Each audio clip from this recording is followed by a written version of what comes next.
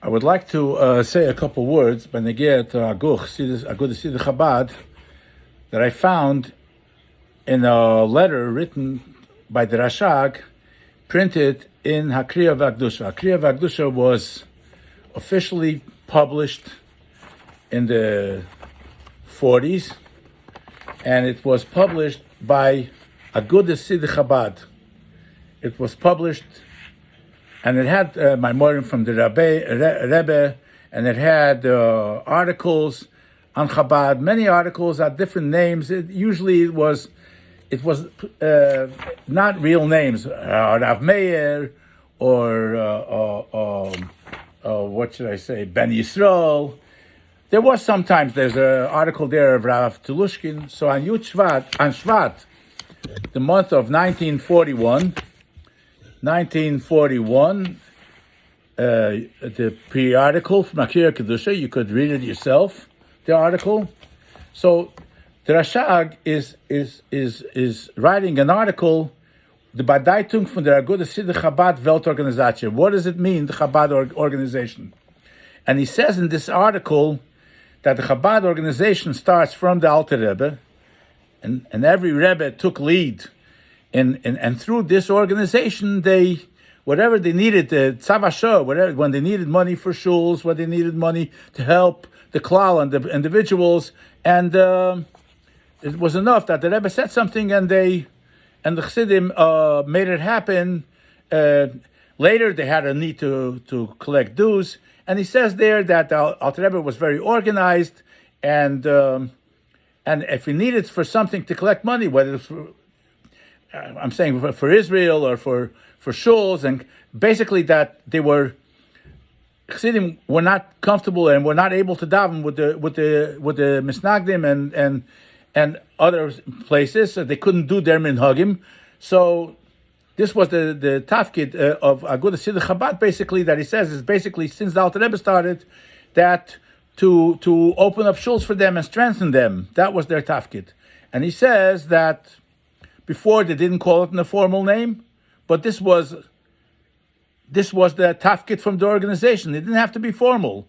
Now in America, when they came, they had to make it formal. In America, you make a corporation and this and that. They made these things formal, and it's their tafkid to strengthen Yiddishkeit and Chassidishkeit, and so on and so forth.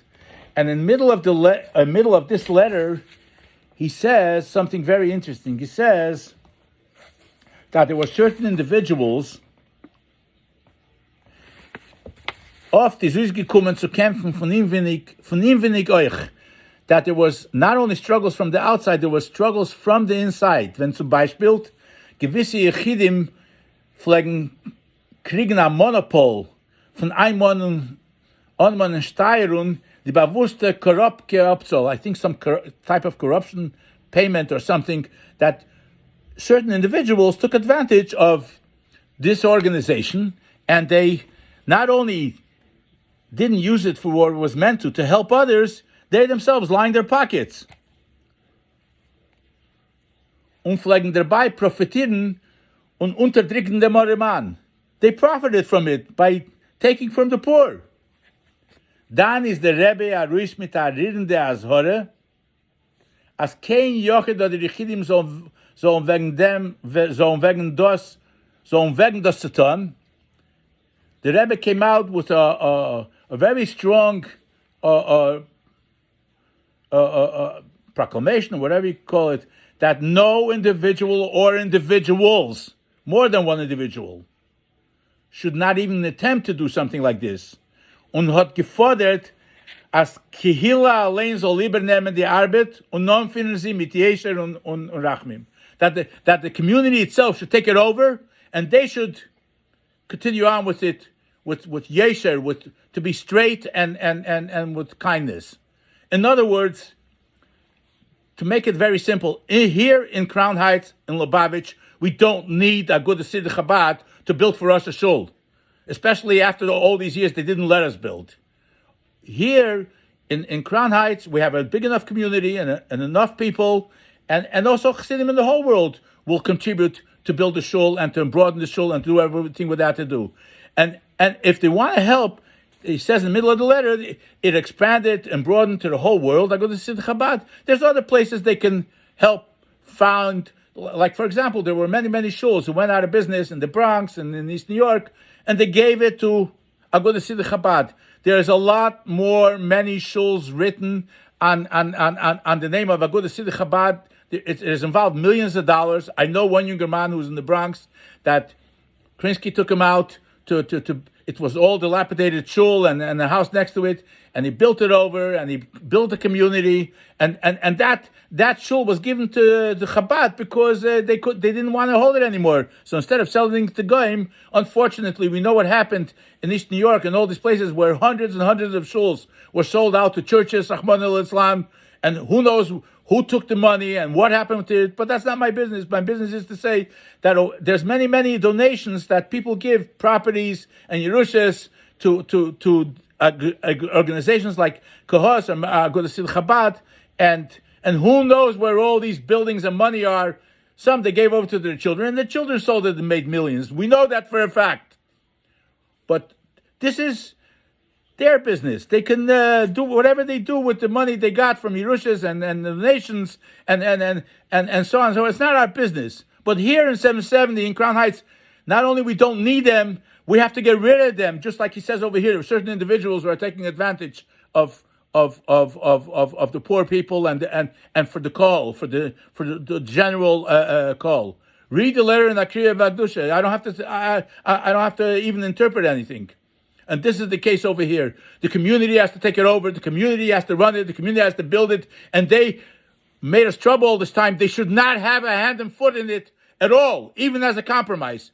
They should be out of there. It doesn't belong to them. It belongs to the community, and it's meant to even the kollel around it, even all of it should be for 770, like the Rebbe said. You want, build on top offices.